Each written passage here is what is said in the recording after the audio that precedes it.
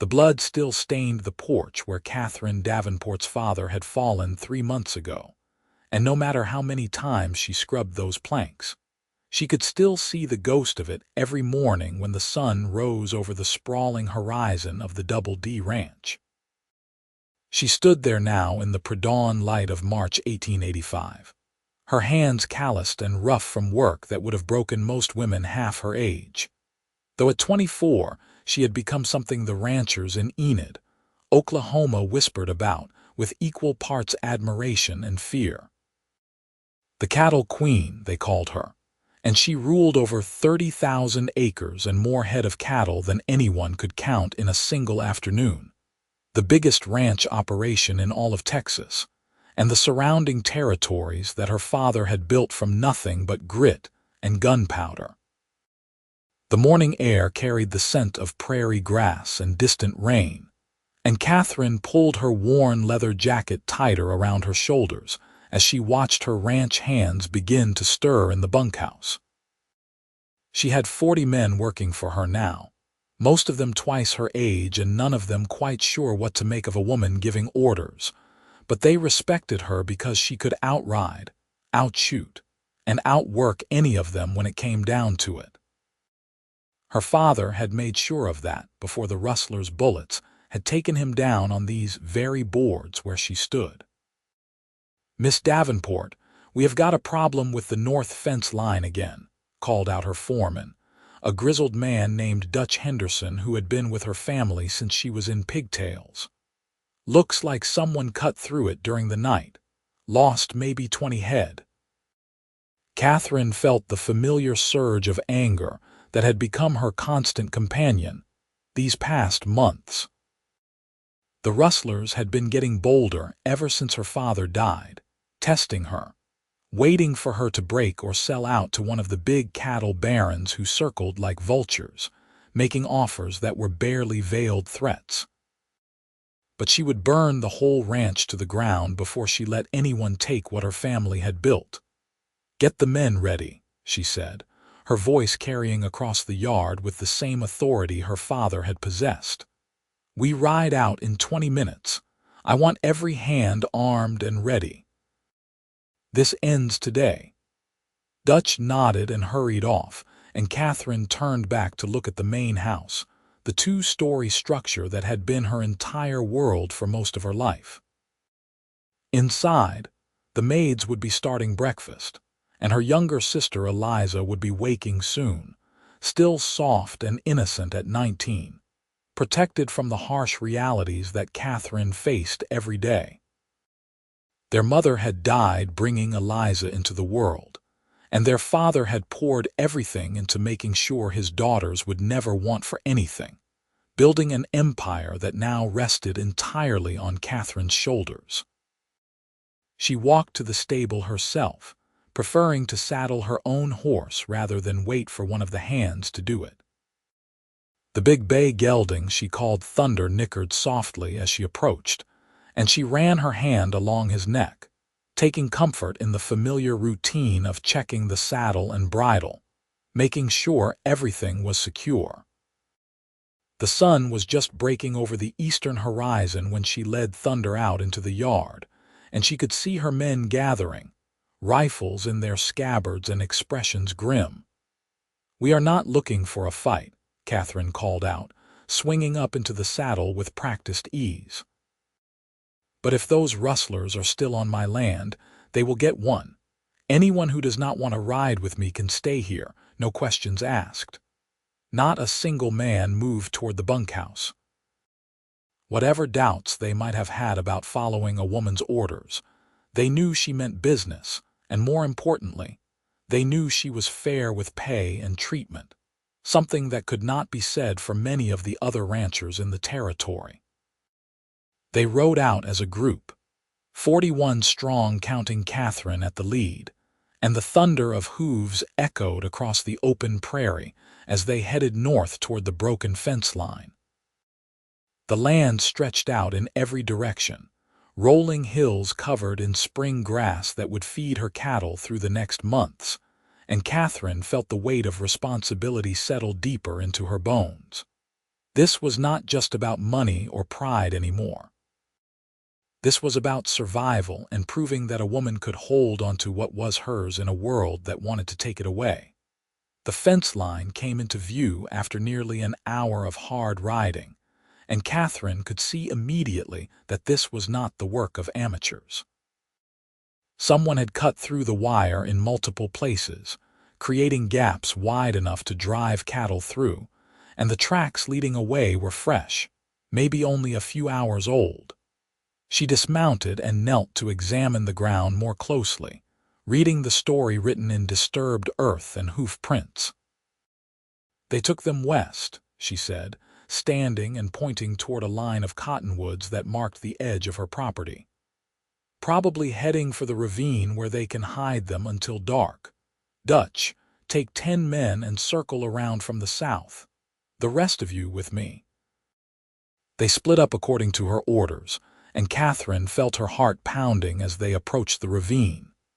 She had her father's rifle in her hands now, the same Winchester he had been carrying when he died, and she had sworn on his grave that she would use it to protect what was theirs. The cottonwoods provided cover as they drew closer, and she could hear the distant sound of cattle lowing, confirming her suspicions. Then she saw them. 5 men gathered around a small fire, their horses tied nearby, and beyond them, her cattle held in a makeshift corral created by ropes strung between trees. Catherine raised her hand to signal her men to stop, and they spread out in a line, rifles ready. She could feel the tension crackling in the air like electricity before a storm. "Those are my cattle," Catherine called out, her voice ringing clear across the space between them. "And you are on my land. You have got one chance to ride out of here and leave everything behind." The 5 rustlers scrambled to their feet, reaching for weapons, but they froze when they saw the wall of armed ranch hands behind Catherine. For a moment, nobody moved, and Catherine thought maybe they would be smart enough to surrender. Then one of them, a tall man with a scar across his cheek, spat on the ground. "You think you can scare us, little girl," he sneered. "Your daddy is dead and this ranch is finished. You should have taken one of the offers while you still could." "My father taught me never to negotiate with thieves," Catherine replied, her finger resting on the trigger. "Last chance. Ride out now." The scarred man's hand moved toward his gun, and everything happened at once. Catherine fired, her bullet kicking up dirt at his feet, and the rustlers scattered, some diving for cover while others tried to mount their horses. Her men opened fire, not shooting to kill but creating a deafening barrage that sent the rustlers scrambling in panic. Within seconds, 3 of them had their hands up in surrender, while the other 2 managed to mount up and galloped away toward the west. "Let them go," Catherine ordered. "Dutch, have some of the men tie these 3 up and take them to the sheriff in Enid. The rest of you, help me get these cattle back through the fence, and then we need to get that wire repaired before nightfall." As her men moved to follow her orders, Catherine felt the familiar mixture of victory and exhaustion that came with every confrontation. She had won this battle, but the war was far from over. The rustlers were organized, probably backed by one of the larger ranching operations that wanted to squeeze her out, and 3 months of this constant fighting was taking its toll on her and her people. The work of driving the cattle back and repairing the fence took most of the day, and by the time Catherine rode back into the ranch yard, the sun was setting in a blaze of orange and red across the western sky. She was bone-tired and covered in dust, and all she wanted was a hot bath and a decent meal. But as she approached the main house, she saw a stranger standing on her porch, his hat in his hands and his head bowed in a posture of respect that was rare among the rough men who populated this territory. Catherine dismounted slowly, her hand resting on the pistol at her hip, and studied the stranger carefully. He was young, maybe 26 or 27, with dark hair that fell past his collar and eyes the color of storm clouds. His clothes were worn but clean, patched in places but cared for, and he had the lean, weathered look of a man who had spent his life on the trail. There was something in his stance that spoke of quiet strength rather than threat, and Catherine found herself curious despite her exhaustion. "Can I help you?" she asked, stopping at the bottom of the porch steps. The stranger looked up and met her eyes, and Catherine felt something shift inside her chest, a sensation she could not quite name. His face was handsome in a rugged way, with strong features and a jaw darkened by several days' worth of stubble, but it was his eyes that caught her attention. They were honest eyes, weary but kind, and they looked at her with a respect that had nothing to do with fear. "My name is Porter Yates, madam," he said, his voice low and steady. "I have been on the trail for near about 3 months now, looking for work. I heard in town that you might be hiring hands, and I wanted to offer my services if you have got a place for me." Catherine crossed her arms and considered him. She was always cautious about hiring drifters, men with no ties and no history who could disappear in the night with whatever they could steal, but something about this Porter Yates seemed different. Maybe it was the straightforward way he spoke, or maybe it was just her own exhaustion making her less careful than usual. "What experience do you have?" she asked. "I have been working cattle since I was old enough to sit a horse," Porter replied.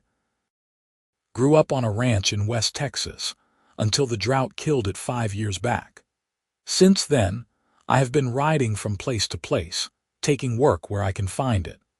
I am good with horses and cattle, can handle a rope, and I know my way around fixing fences and most other ranch work that needs doing." "Can you use that gun you are carrying?" Catherine asked, nodding toward the revolver holstered at his side.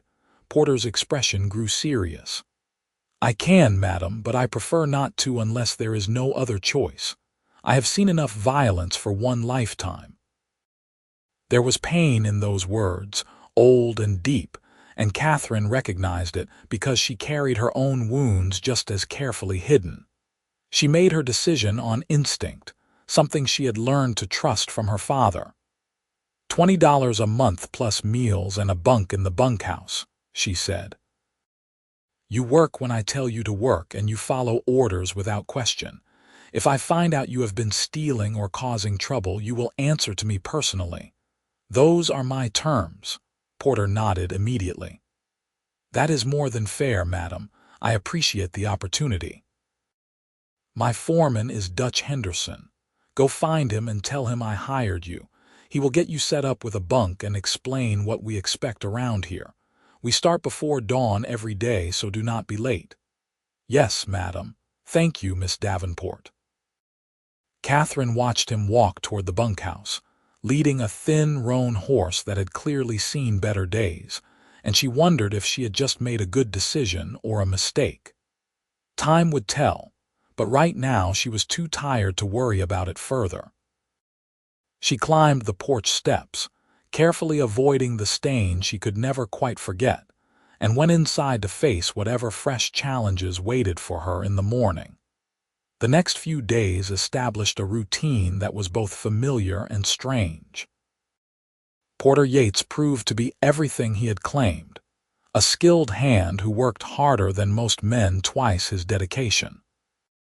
Catherine found herself watching him more often than she meant to, noticing the gentle way he handled the horses, the patience he showed when teaching the younger hands how to properly throw a lasso, the quiet competence he brought to every task Dutch assigned him. He did not talk much, kept to himself mostly, but there was something about him that drew her attention despite her determination to maintain professional distance from her employees. On the 4th morning after Porter's arrival, Catherine was working in the corral breaking a young mare when she noticed him watching from the fence rail. She had been at it for over an hour, and the mare was stubborn, fighting the saddle and refusing to calm down. Sweat dripped down Catherine's back despite the cool spring morning, and frustration was making her movements rougher than they should be. "You mind if I offer a suggestion, Miss Davenport?" Porter called out. Catherine paused, breathing hard, and turned to look at him.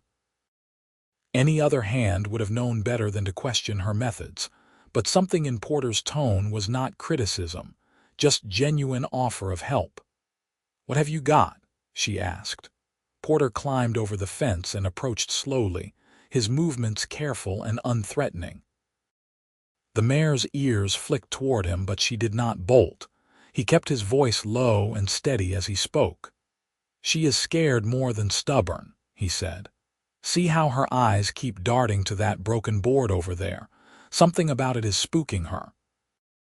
If you moved her to the other corral, away from whatever is triggering that fear, she might settle down enough to let you work with her properly." Catherine looked where he was pointing and realized he was right. The broken board was banging slightly in the wind, creating a rhythmic noise that the young mare probably associated with danger. She had been so focused on dominating the horse's will that she had missed the obvious environmental cause of the problem. "That is good observation," she admitted, leading the mare toward the gate. "Help me move her." They worked together to transfer the mare to the eastern corral, and just as Porter had predicted, the horse calmed down almost immediately in the new space.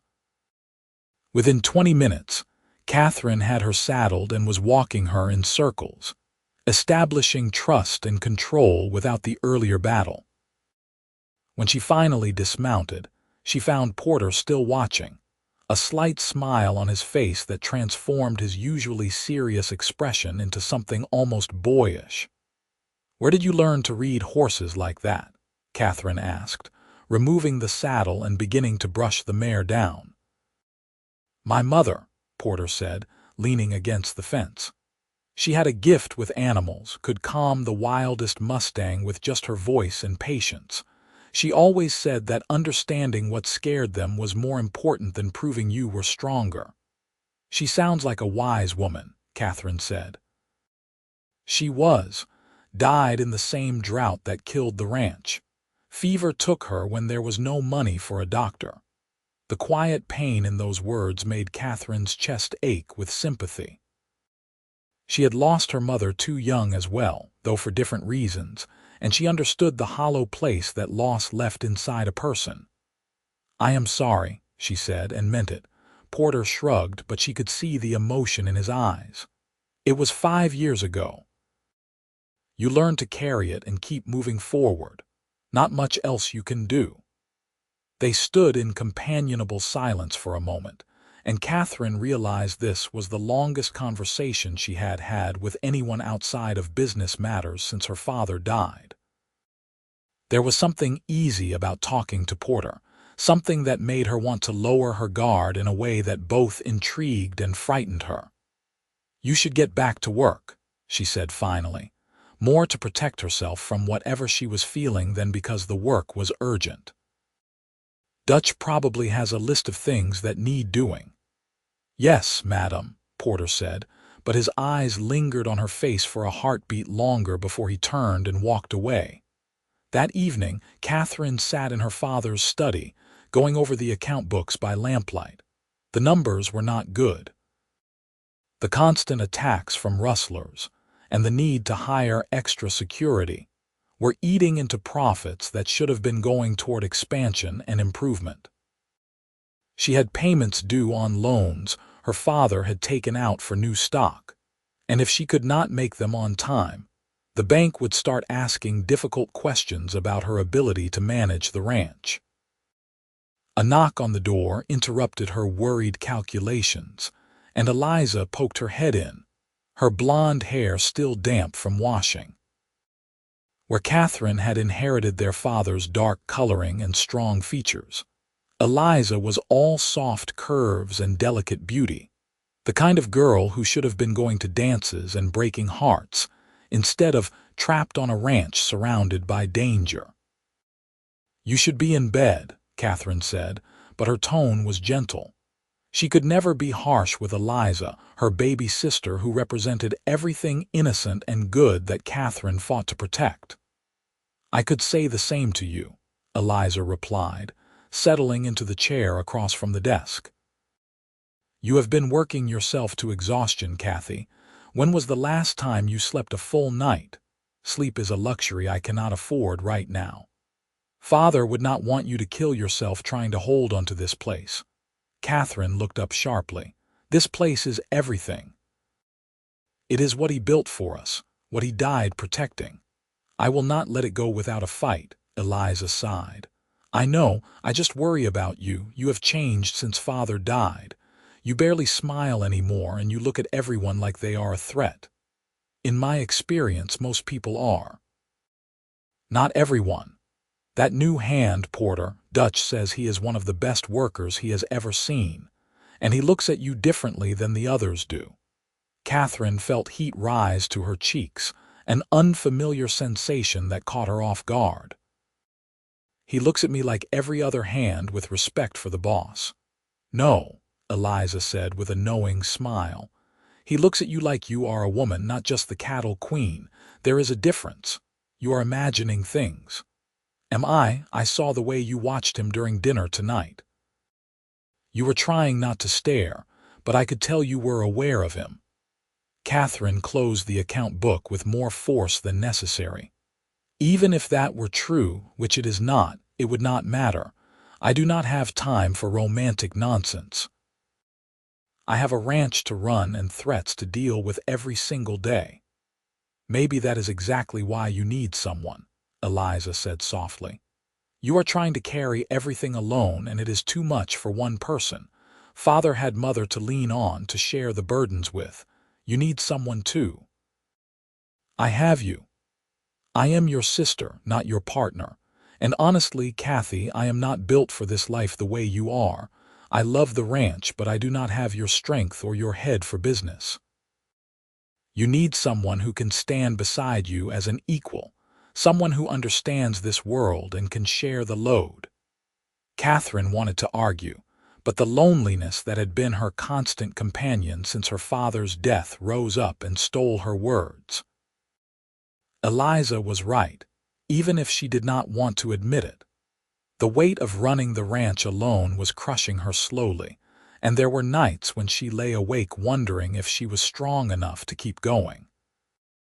But admitting need felt like admitting weakness, and weakness was something she could not afford.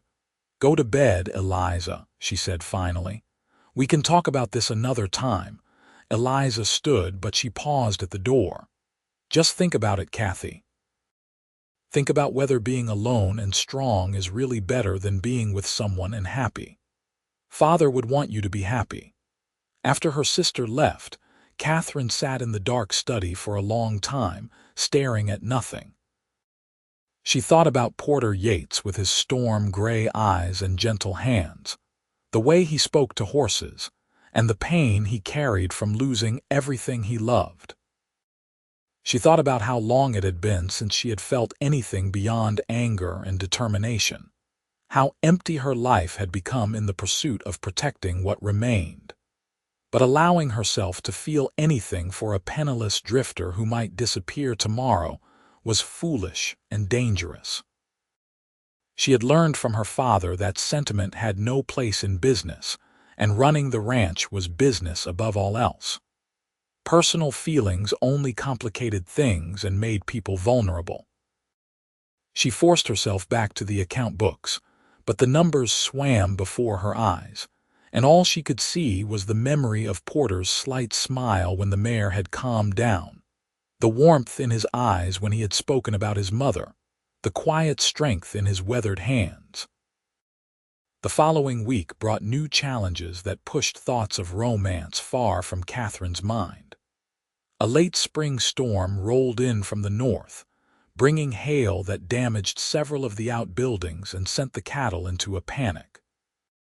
Catherine worked alongside her men for 2 days straight, rounding up scattered herds and repairing the worst of the damage. And by the time the storm passed, she was running on pure stubborn determination and very little else. She was checking on the horses in the main stable, making sure none had been injured in the chaos, when her exhaustion finally caught up with her.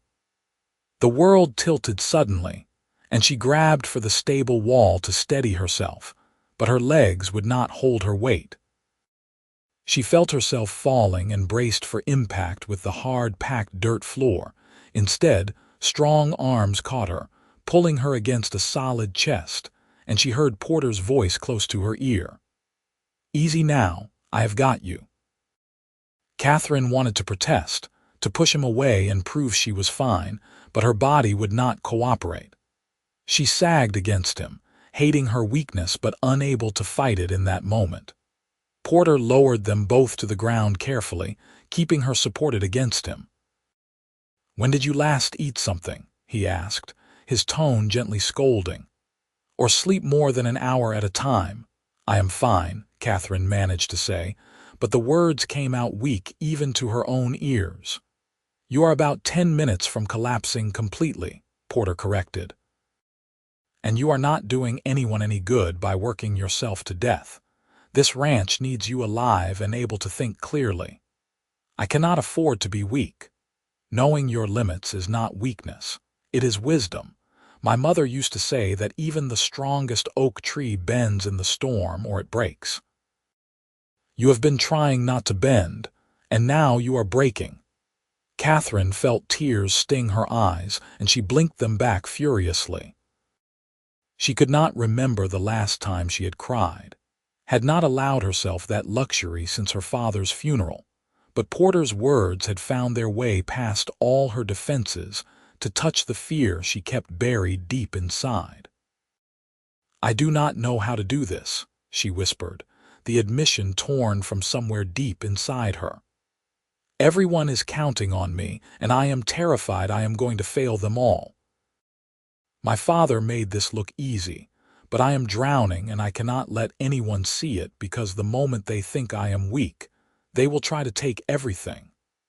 Porter's arms tightened around her, and she felt his chin rest on the top of her head. He did not offer empty reassurances or tell her she was wrong to feel the way she did. He just held her, steady and solid, letting her lean on someone for the first time in months. "You are not drowning alone anymore," he said finally. "I know I am just a hired hand with nothing to my name, but I am here, and I will help you however I can. You do not have to carry everything by yourself."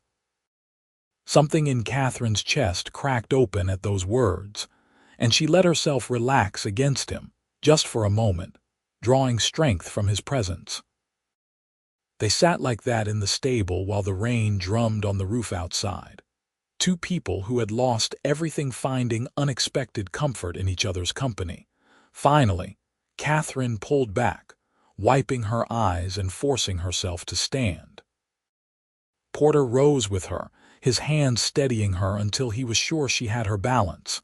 "Thank you," she said, unable to meet his eyes, "for catching me, and for not telling anyone about this." "There is nothing to tell," Porter said quietly. "Everyone has moments when the weight gets too heavy. It does not make you weak. It makes you human." Catherine looked at him then, really looked at him, and saw in his face something she had not expected to find. He was looking at her with tenderness and respect, seeing not the cattle queen or the hardened rancher, but Catherine herself, the woman behind all the armor. It terrified her and thrilled her in equal measure. "I should get back to the house," she said, taking a step toward the stable door. "Catherine," Porter said, using her first name for the first time, and the sound of it on his lips made her stop and turn back. "You do not have to be alone in this. I know I have got no right to say it, being just a drifter with nothing but the clothes on my back and a worn-out horse, but I care about what happens to you. Not just as your employee, but as someone who sees what you are trying to do and thinks you are remarkable for doing it." Her heart was pounding so hard she could hear it in her ears. "Porter, I cannot. You work for me, and I do not even know if you will still be here next month. I cannot afford to feel anything for you. "I will be here as long as you need me," he said, stepping closer. "I have been drifting for 5 years because I had nothing to stay for, nowhere that felt like home. But being here on this ranch, working beside you even if just as a hired hand, it is the first time since I lost everything that I have felt like I belong somewhere. I am not asking for anything you cannot give. I just want you to know that you do not have to face everything alone anymore." Catherine wanted to close the distance between them, wanted to feel his arms around her again, wanted to kiss him and forget about responsibility and fear, and all the reasons why this was impossible. But years of self-discipline held her back, even as her heart screamed at her to take the risk. "I need time," she said finally, "to think about this, about what it would mean." "Take all the time you need," Porter said. "I am not going anywhere." She nodded and left the stable, walking through the rain back to the main house with her head spinning and her heart doing things she had forgotten hearts could do. Inside, she found Eliza waiting in the front room, a knowing look on her face. "You are soaking wet and you have hay in your hair," Eliza said with a grin. "Want to tell me what happened in that stable?" "Nothing happened," Catherine said, but she could not keep the color from rising in her cheeks. "Sure it did not. You look more alive than you have in months, and I am guessing it has something to do with a certain dark-haired cowboy who looks at you like you hang the moon." Catherine sank into a chair and covered her face with her hands. "This is impossible, Eliza. He is a drifter with nothing to his name. Even if I wanted to pursue something with him, which I am not saying I do, it would be completely inappropriate. What would people say?" "Who cares what people say?" Eliza replied, sitting beside her and taking her hand. "You have spent your whole life doing what Father expected, being strong and responsible and perfect. Maybe it is time to do something just because it makes you happy. Porter is a good man. Anyone can see that. Does it really matter that he does not have money or property? You have enough of that for both of you. It is not that simple. Why not? You like him. He clearly cares about you. You both work hard and understand this life. That is more than most marriages start with." "Marriage? I did not say anything about marriage." Eliza laughed. "Maybe not, but your face did. You are falling for him, Kathy, whether you want to admit it or not. The question is whether you are brave enough to let yourself love someone, or if you are going to hide behind the ranch and your responsibilities until you wake up one day and realize you are alone and miserable." Catherine wanted to argue, but the truth of her sister's words hit too close to home. She was falling for Porter Yates, had been falling since the moment she saw him standing on her porch with his hat in his hands and honesty in his eyes. The realization should have terrified her, but instead, it felt like the first real thing she had felt in months. "What if he leaves?" she asked quietly. "What if I let myself care about him and then he drifts away like he has been doing for 5 years? What if he stays?" Eliza countered. "What if he is the person you have been needing, someone strong enough to stand beside you but gentle enough to catch you when you fall? You will never know unless you take the chance." That night, Catherine lay awake in her room, staring at the ceiling and thinking about everything that had happened in the stable. She thought about how right it had felt to lean against Porter, how safe she had felt in his arms despite barely knowing him. She thought about his words, the way he had seen past her defenses to the scared, tired woman underneath, and had not judged her for it. The next morning, she found herself watching for him as she went about her daily routine. She spotted him working with a group of hands to reinforce the fence line that had been damaged in the storm, and she noticed the way the other men listened to him, respected him despite his newcomer status. He had a natural authority that did not come from arrogance or aggression, but from competence and quiet confidence. He was the kind of man her father would have promoted to foreman without hesitation. She waited until the lunch break to approach him, her heart pounding with nerves she had not felt since she was a girl.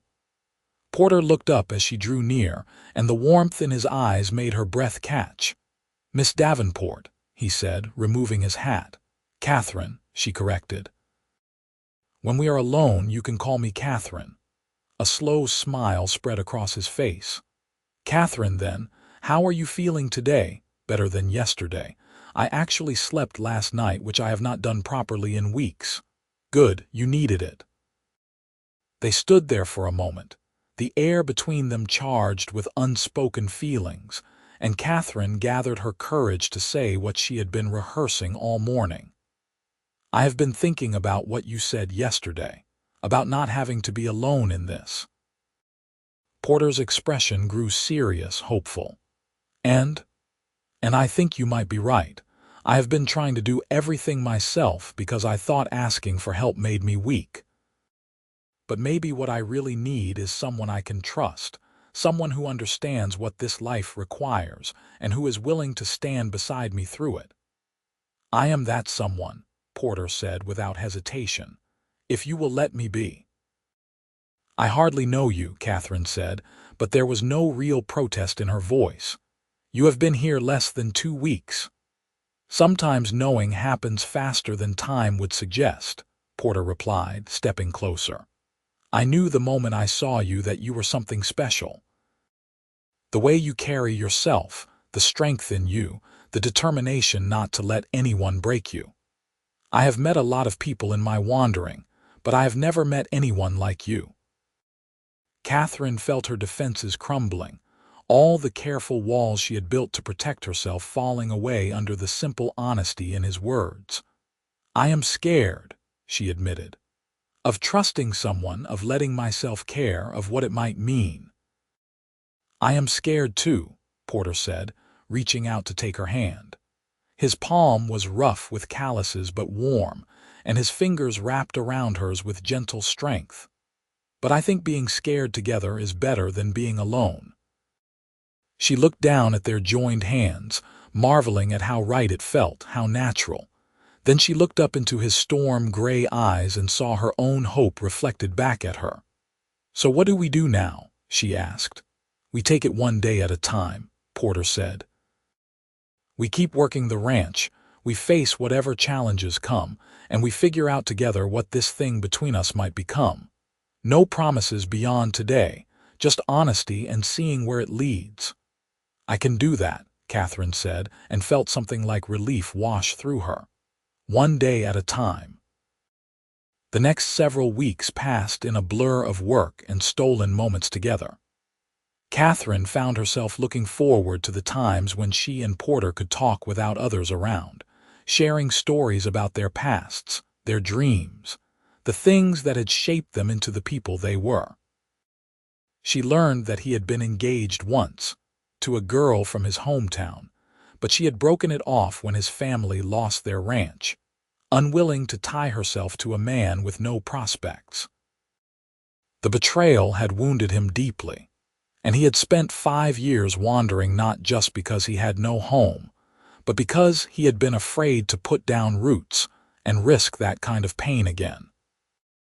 In turn, Catherine told him about her father, about the pressure of trying to live up to his legacy while also forging her own path. She told him about the rustlers and the threats, about the cattle barons who wanted to swallow her ranch into their empires, about her fear that she was not strong enough or smart enough to protect what her family had built. Porter listened to everything without judgment, and slowly, Catherine felt the tight knot of loneliness and fear in her chest begin to loosen. Having someone to share her burdens with made them feel less overwhelming, and Porter's presence gave her strength she had not realized she was lacking. Their relationship remained chaste, careful touches and long looks that spoke volumes without words. Catherine knew the hands were talking, could see the knowing glances between them when she and Porter worked together, but she found she did not care as much as she thought she would. Let them talk. For the first time in months, she felt something other than grim determination, and she was not going to give that up because of gossip. Then everything changed on a bright afternoon in late April when a rider came thundering into the ranch yard, shouting for Miss Davenport. Catherine ran from the house to meet him, and her heart sank when she recognized him as one of the boys from town who ran errands for the telegraph office. "Message came for you, Miss Catherine," he panted, thrusting a folded paper into her hands. "The operator said it was urgent." Catherine unfolded the telegram with shaking hands and felt the world drop out from under her as she read the words. "Loan payment overdue. Stop bank demands full payment within 30 days or foreclosure proceedings. Will begin. Stop advise immediate action." Stop. She read it 3 times, each time hoping she had misunderstood, but the message was devastatingly clear. Her father had taken out a loan to buy new breeding stock the year before he died, and in the chaos of the past few months, she had miscalculated when the payment was due. Now the bank was demanding full repayment, a sum she did not have on hand, and threatening to take the entire ranch if she could not produce it. Porter appeared at her elbow, drawn by the commotion, and took one look at her face before asking quietly, "What is wrong?" Catherine handed him the telegram wordlessly and watched his jaw tighten as he read it. When he looked up, his eyes were full of anger on her behalf. "How much do they want?" he asked. $15,000, Catherine said, her voice hollow. "I have maybe 8,000 in the bank, and I cannot pull any more without endangering the ranch operations. Even if I sold off half the herd, I could not get enough money together in 30 days to cover the rest. There has to be something you can do. Can you negotiate with the bank for more time?" Catherine shook her head. "The bank president is Conrad Mallory. He has been trying to buy this ranch for years, and he is friends with most of the other big cattle barons.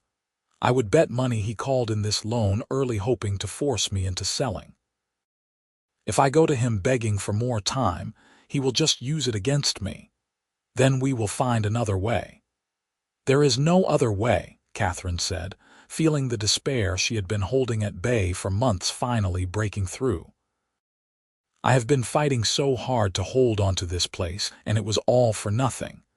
I am going to lose everything my father built, everything he died for, and there is nothing I can do to stop it."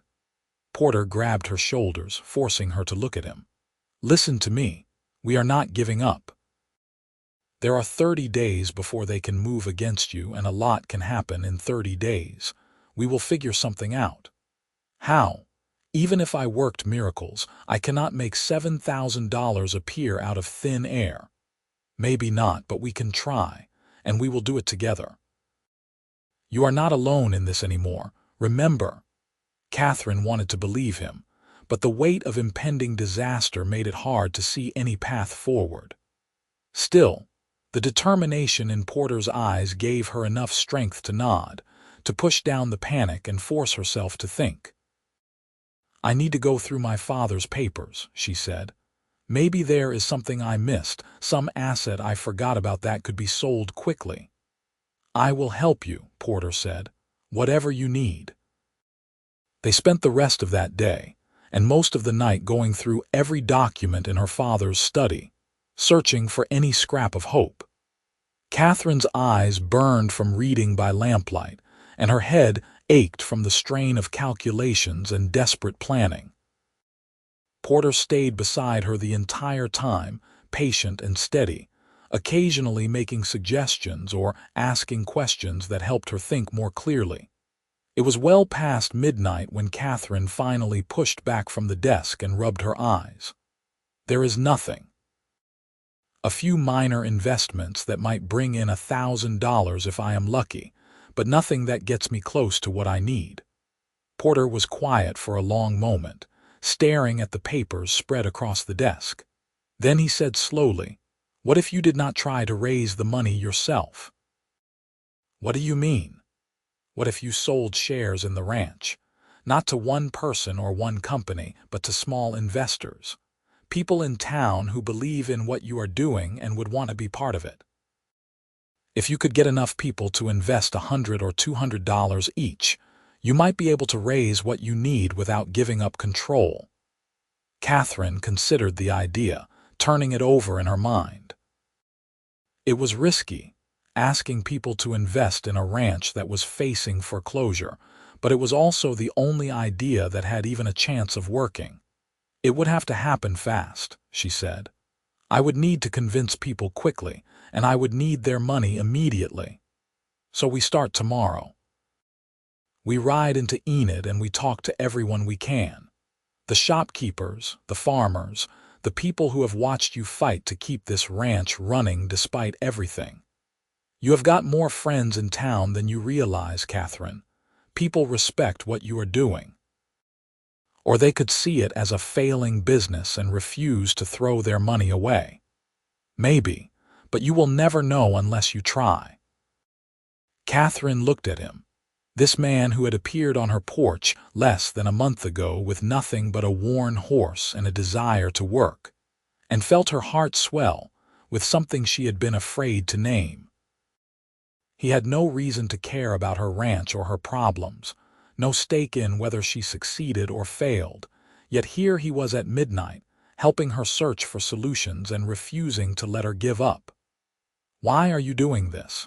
she asked softly. "You could just ride out tomorrow, find work somewhere else where there is no drama and no risk. Why stay and fight for something that might be lost anyway?"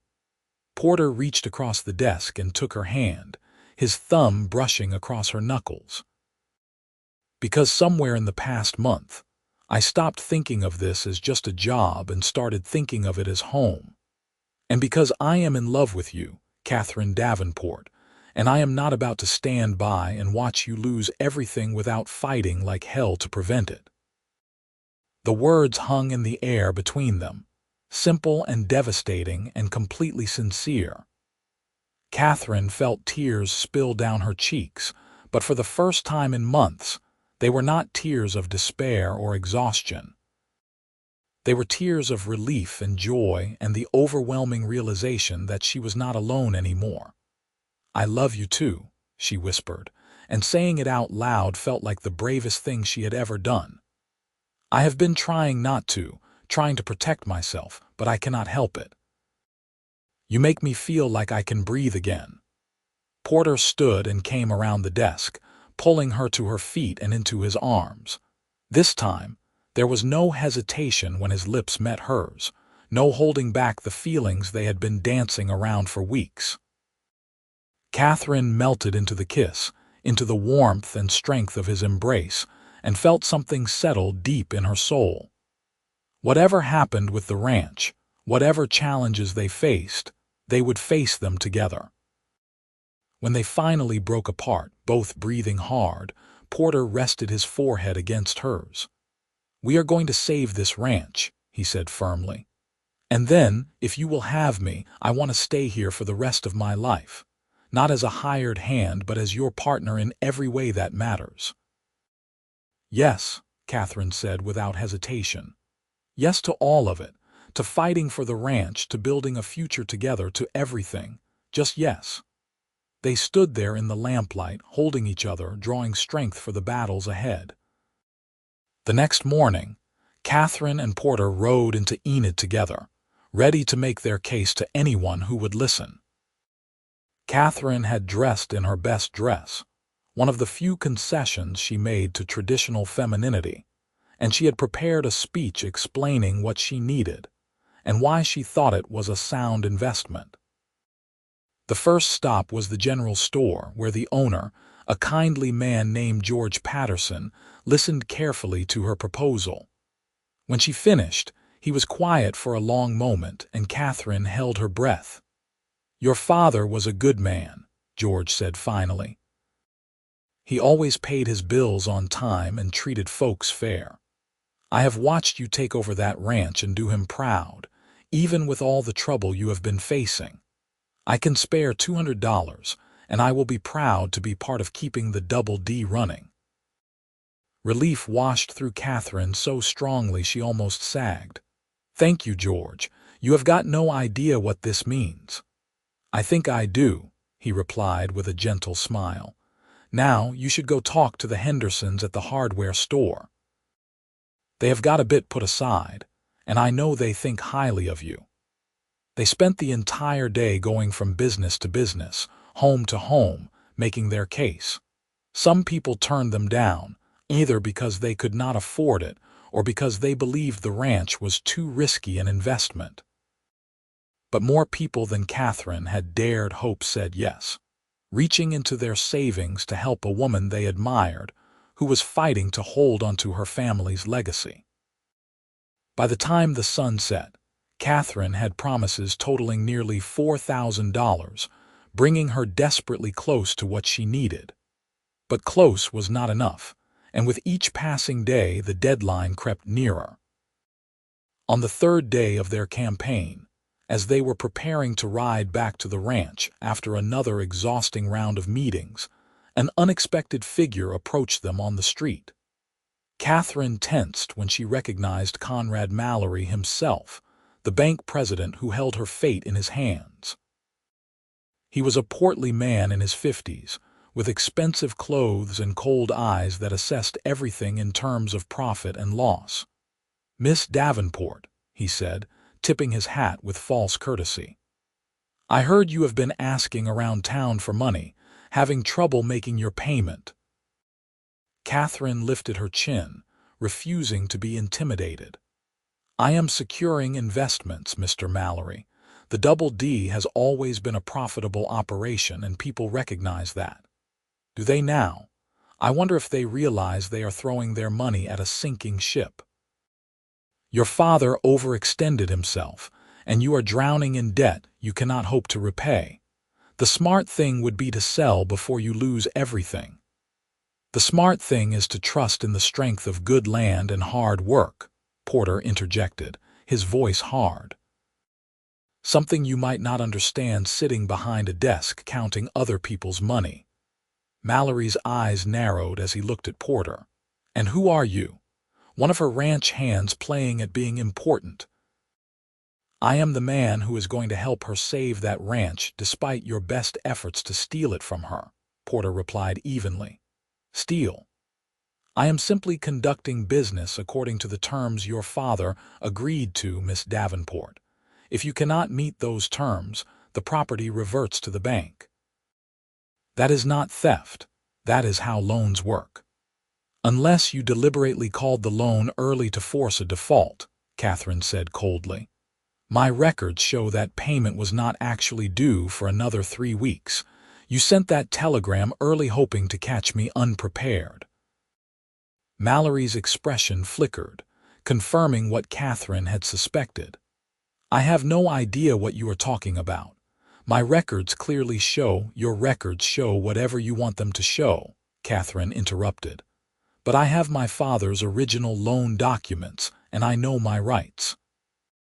If you try to foreclose before the actual due date, I will take you to court, and I will make sure everyone in this territory knows that Conrad Mallory cheats young women out of their inheritance." The threat hit home. Mallory's face reddened, and his voice turned vicious. "You think anyone will care? You are a woman trying to run a man's operation. Everyone knows it is only a matter of time before you fail. I am just accelerating the inevitable." "Maybe I will fail," Catherine said, stepping closer and meeting his eyes without flinching. "Or maybe I will succeed and build the Double D into something even bigger than my father dreamed. Either way, it will happen on my terms, not yours. I will have your money in 3 weeks when it is actually due, and after that, you can choke on your greed."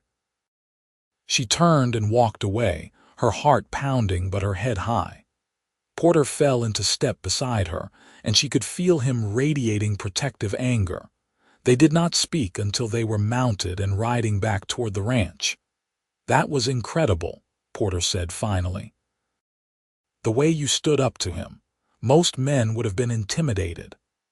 "I was terrified," Catherine admitted, "but I learned from my father that bullies only respect strength. If I had shown any weakness, Mallory would have used it to destroy me. You are the strongest person I have ever met, Porter said quietly. And I am honored that you let me stand beside you. Catherine reached over and took his hand, twining their fingers together as their horses walked side by side. I could not do this without you. Having you there, knowing you believe in me, it gives me courage I did not know I had. We are going to make this work, Porter said. However we have to do it. Over the next 2 weeks, they continued their efforts to raise money, and slowly, painfully, the total crept upward. Catherine sold some of her mother's jewelry, items she had been saving for sentimental value, but that she could sacrifice for survival. Porter contributed his own meager savings, every dollar he had managed to scrape together in his years of drifting, refusing Catherine's protests that it was too much. Your fight is my fight, he said simply. What is mine is yours. With 5 days left before the payment was due, Catherine counted up everything they had raised and felt her heart sink. They were still $2,000 short.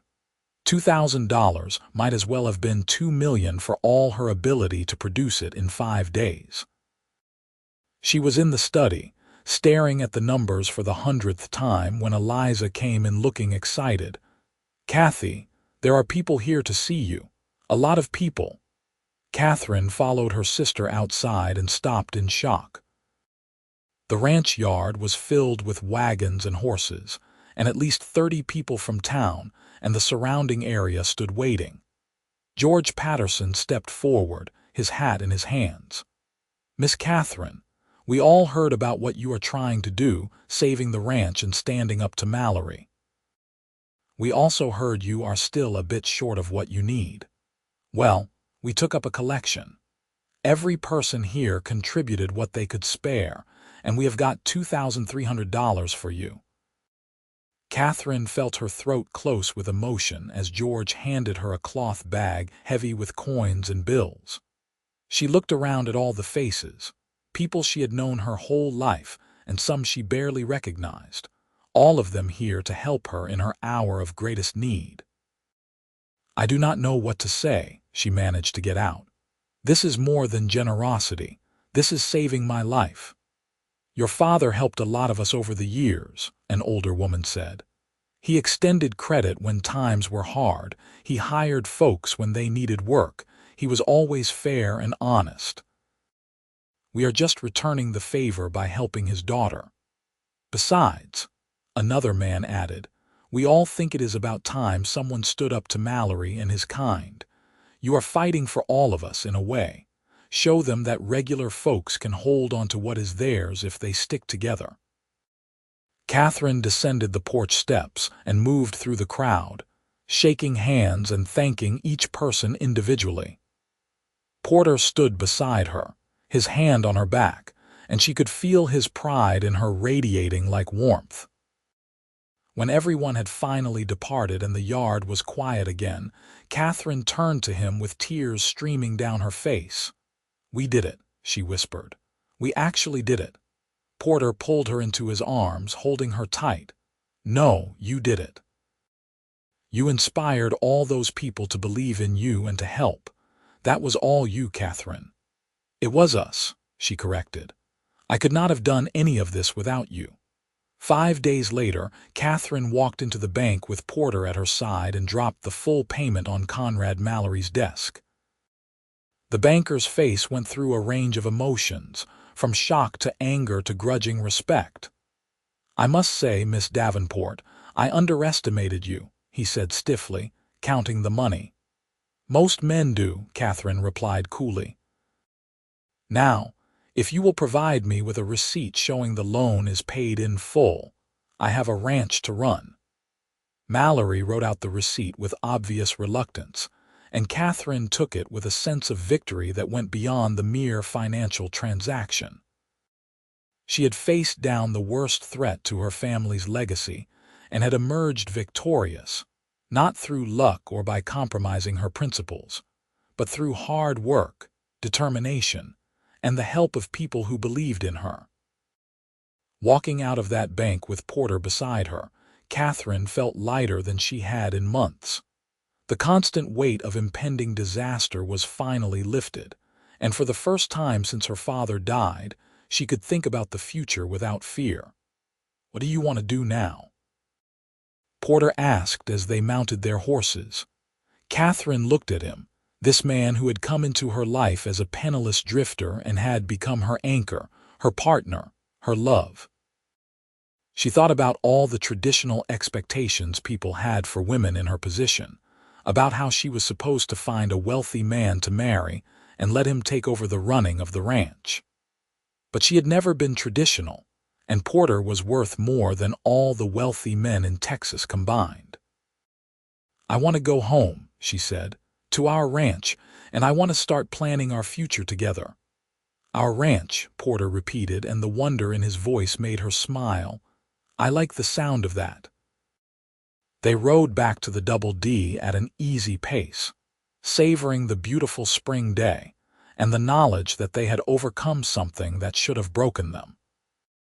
When they arrived, they found Dutch and the other hands waiting, and the cheers that went up when Catherine showed them the receipt were loud enough to echo across the prairie. That evening, Catherine called a meeting of all the ranch hands in front of the main house. Porter stood beside her as she addressed the men who had worked so hard to help her hold things together during the darkest months. "I wanted to tell all of you that the ranch is saved. The loan is paid off, and the Double D will continue to operate. None of this would have been possible without your loyalty and hard work, and I want you to know that I appreciate each and every one of you." The men clapped and called out their congratulations, and Catherine waited for the noise to die down before continuing. "I also want to introduce you formally to Porter Yates. Most of you know him as one of our hands, but he has become much more than that to me. He helped me through the hardest time of my life, and he is the reason I did not give up when things looked hopeless. I have asked him to stay on as my partner in running this ranch, and he has accepted. I hope you will all give him the same respect and loyalty you have given me." There was a moment of silence as the men absorbed this information, and Catherine held her breath, waiting to see how they would react. Then Dutch stepped forward with a grin. "About time you two figured out what the rest of us have known for weeks," he said, extending his hand to Porter. "Welcome to the family, son. You are going to need all the help you can get keeping up with this one."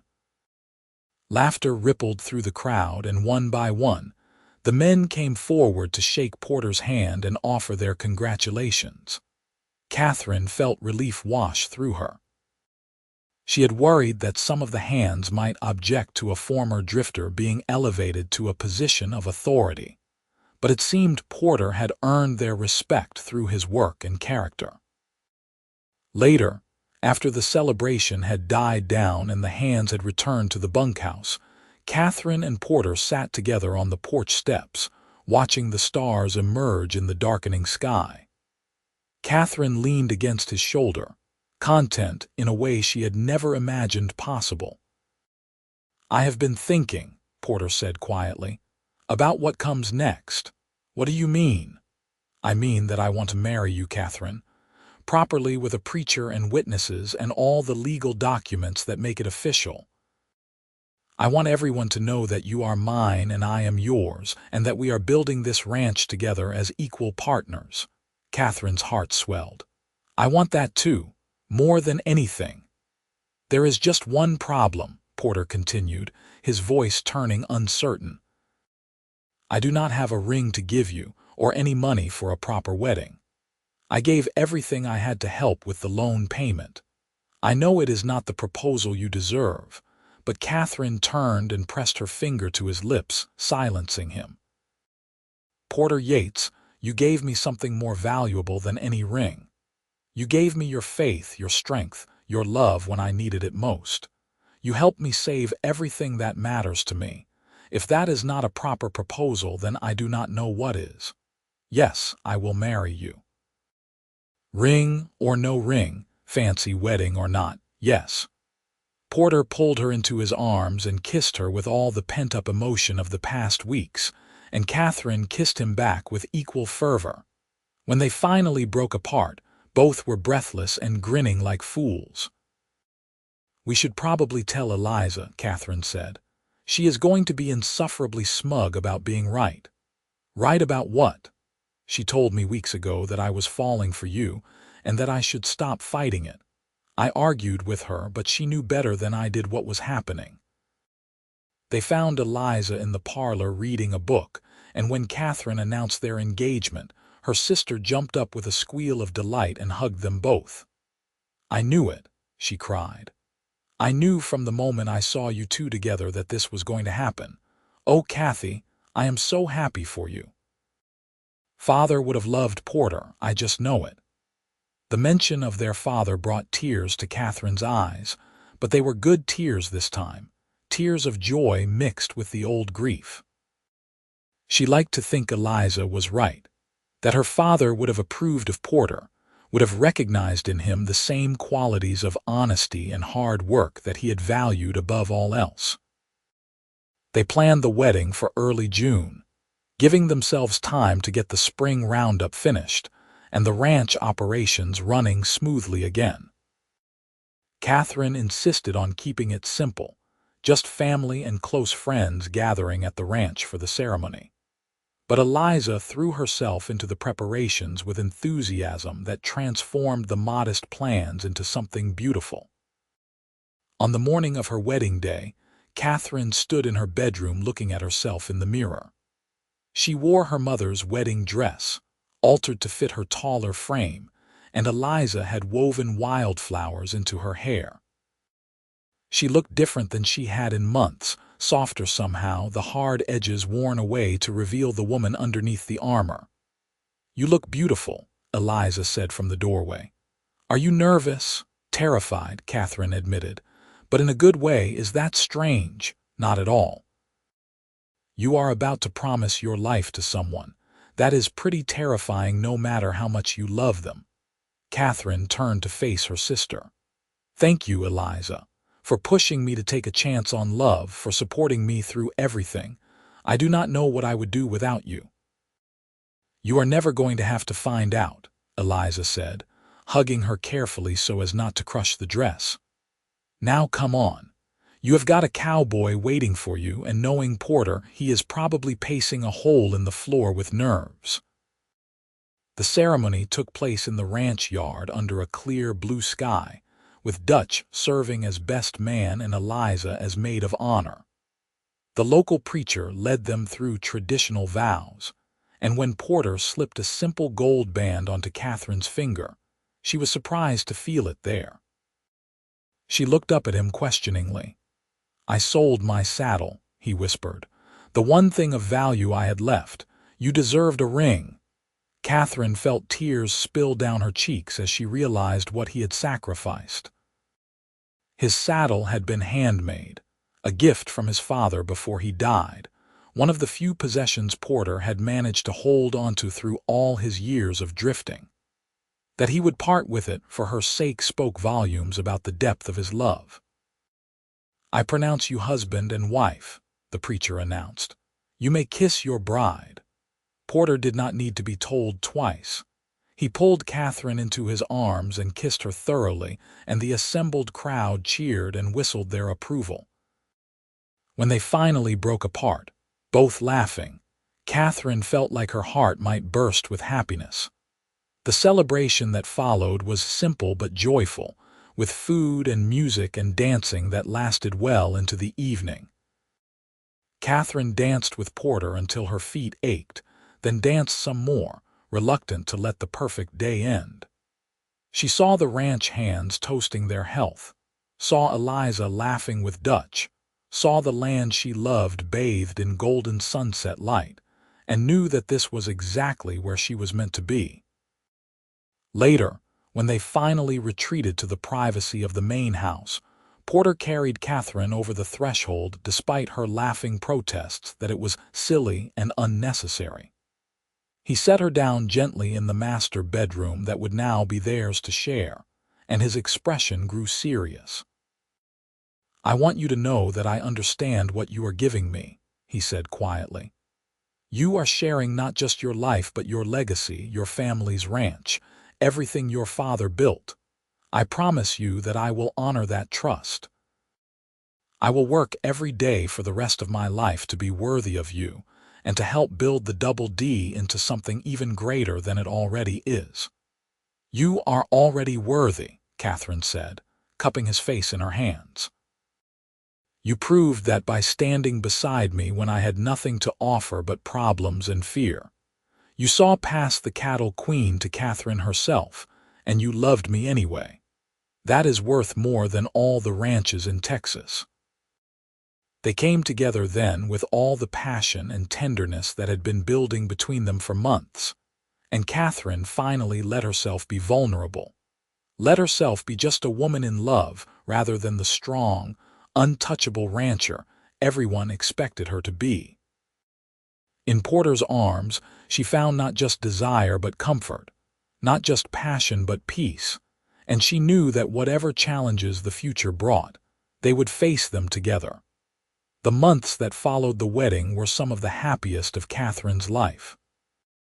True to his word, Porter threw himself into the work of running the ranch with dedication that impressed even the most skeptical of the old hands. He had a gift for managing people and livestock, for seeing problems before they became crises and finding creative solutions that saved time and money. Catherine found herself relying on his judgment more and more, and the relief of sharing the burden of leadership transformed her relationship with the ranch from obligation to joy. Together, they implemented changes that modernized the operation without abandoning the principles her father had established. They built new barns and corrals, invested in better breeding stock, and established relationships with buyers that got them better prices for their cattle. The ranch that had been barely holding on began to thrive again, and with success came security that Catherine had not felt in years. In the spring of 1886, a year after they had married, Catherine discovered she was pregnant. She told Porter on a warm April evening as they sat together on the porch watching the sunset, and the look of wonder and joy on his face made her fall in love with him all over again. "A baby," he breathed, placing his hand gently on her still flat stomach. "We are going to have a baby." "Are you happy about it?" Catherine asked, suddenly uncertain.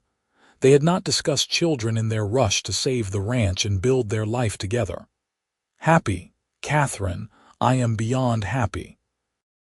I thought I had lost everything when I lost my family's ranch, that I would spend my life drifting with nothing to call my own. And now I have you and this ranch, and soon a child. I feel like the richest man alive." Their daughter was born in December during the first snowfall of winter, a healthy baby girl with her father's gray eyes and her mother's dark hair. They named her Sarah after Porter's mother, and from the moment Catherine held her daughter in her arms, she understood in a new way what her own father had felt: the desperate need to protect and provide, to build something that would last beyond their own lives.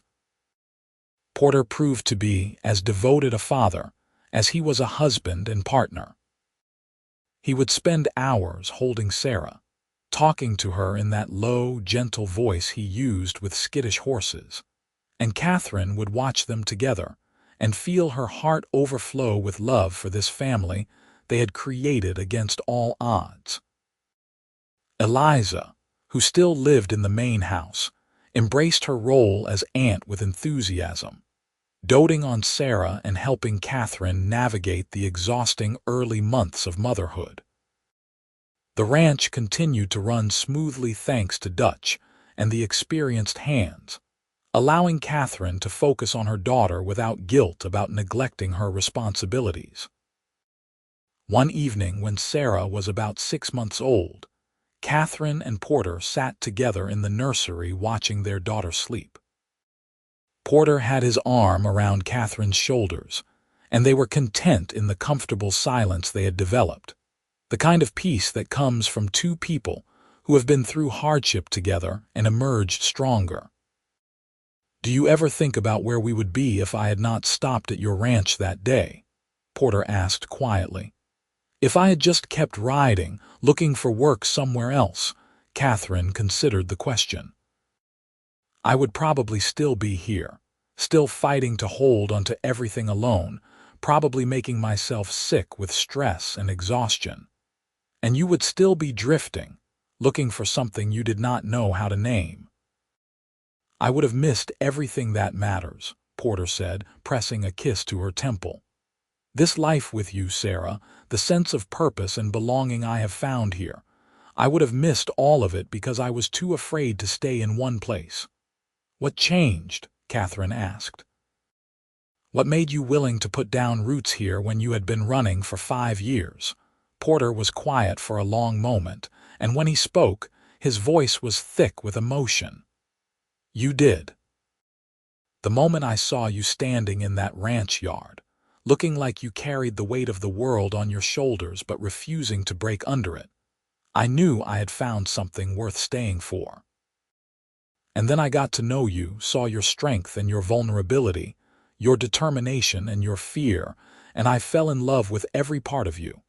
I stopped running because I finally found a reason to stand still. Catherine turned in his arms to kiss him softly. I am glad you stayed.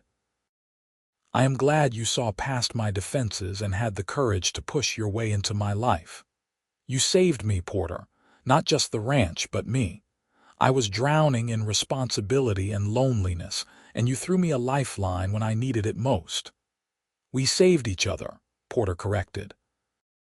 That is what partners do.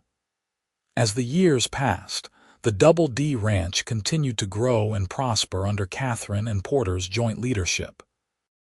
They added more acreage through careful purchases, expanded their breeding program to include horses as well as cattle, and earned a reputation for fair dealing and quality stock that brought buyers from across the territory. Sarah grew into a bright, energetic child who loved the ranch as much as her parents did, trailing after her father as he worked and asking endless questions about everything she saw. When she was 4, she gained a baby brother they named James after Catherine's father, and 2 years after that, another sister they called Grace.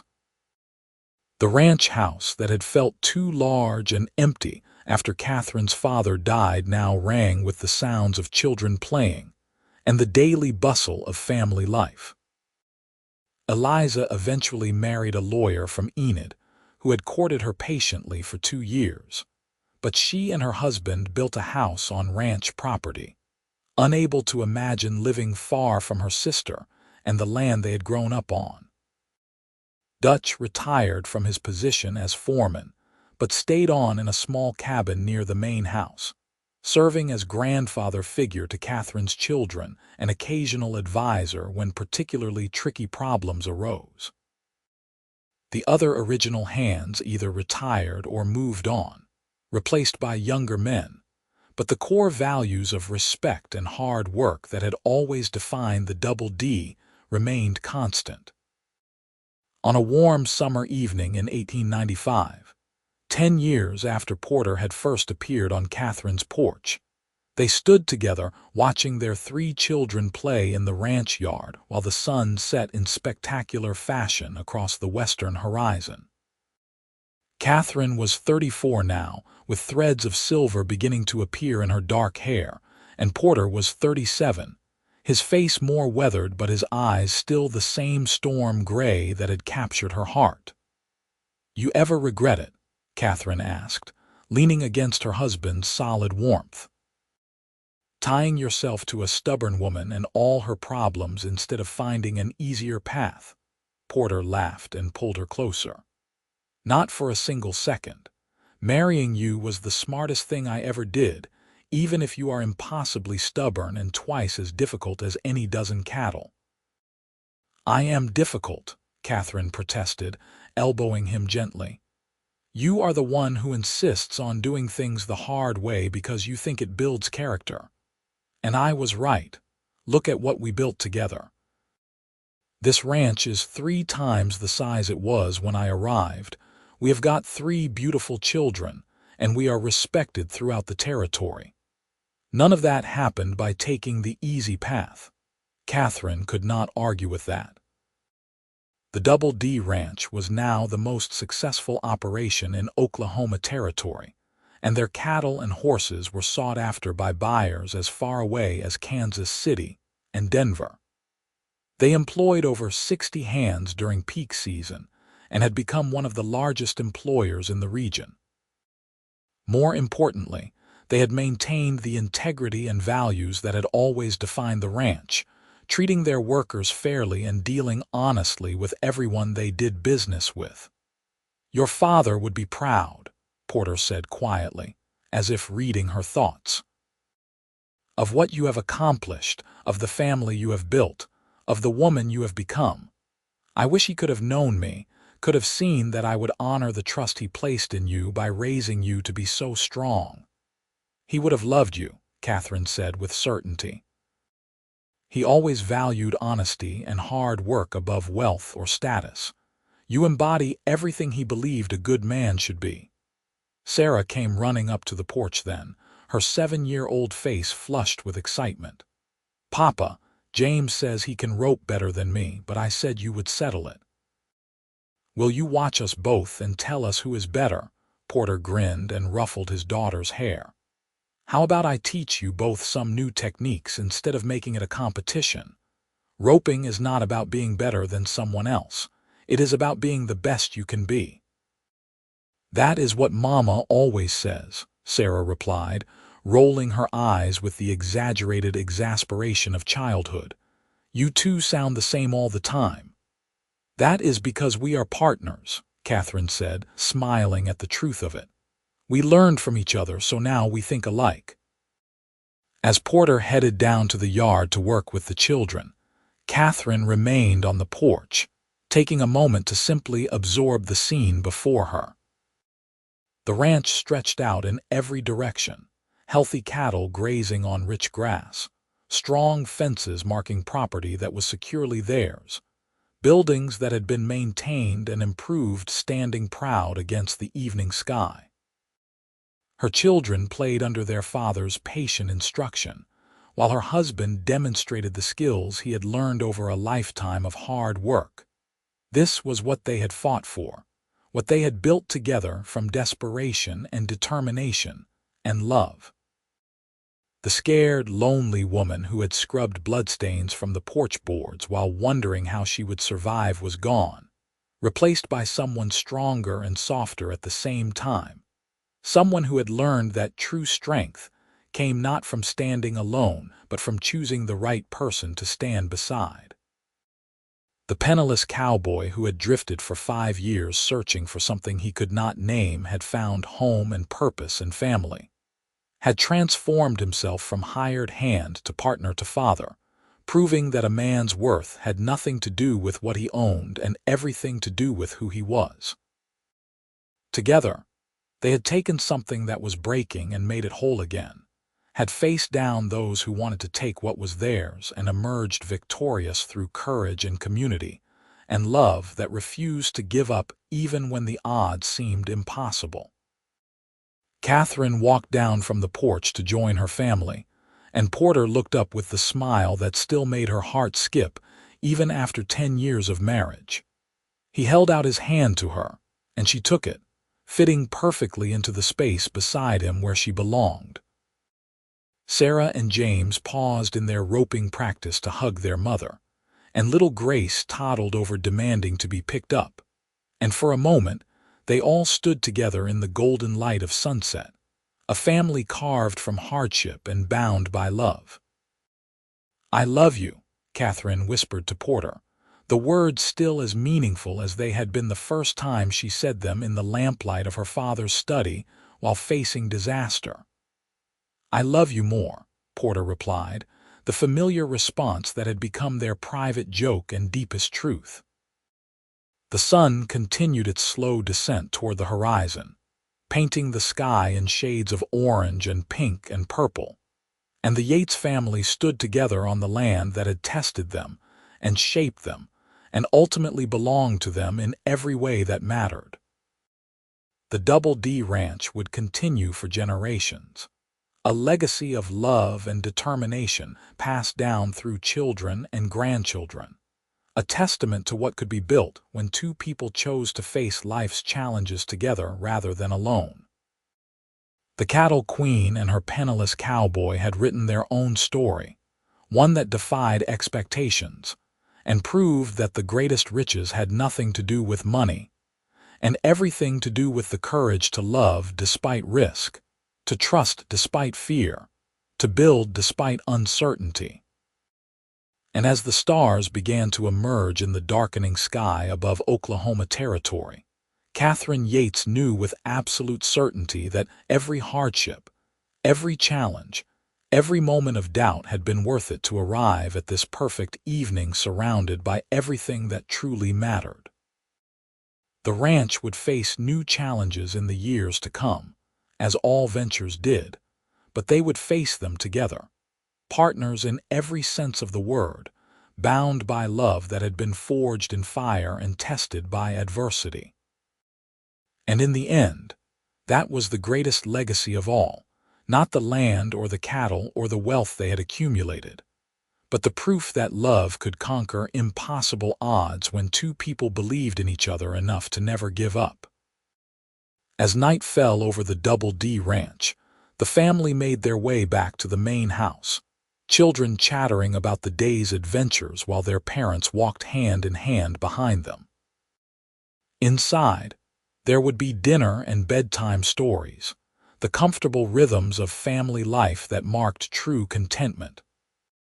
And later, when the children were asleep and the house was quiet, Catherine and Porter would sit together on their porch as they did most evenings, talking about plans for tomorrow and dreams for the future.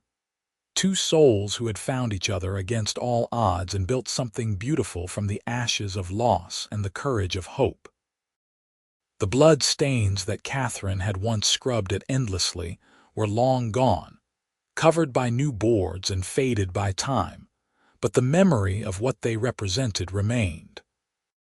Not just loss and grief, but the strength to keep going when everything seemed hopeless, the determination to honor those who came before by building something worthy of their sacrifice. Catherine's father had built the Double D Ranch with nothing but grit and gunpowder, and his daughter had saved it with love and partnership, and the wisdom to know that asking for help was not weakness, but the truest form of strength. And so the story ended as all the best stories do, not with dramatic flourish or grand gesture, but with the quiet satisfaction of a life well lived and love well chosen, with children growing strong on land that would be theirs someday, with a partnership that had weathered every storm and emerged not just intact but stronger for the testing. The Cattle Queen had chosen her penniless cowboy, and in doing so had found riches beyond measure in the only currency that truly mattered: love, family, and a shared purpose that gave meaning to every sunrise and hope to every tomorrow.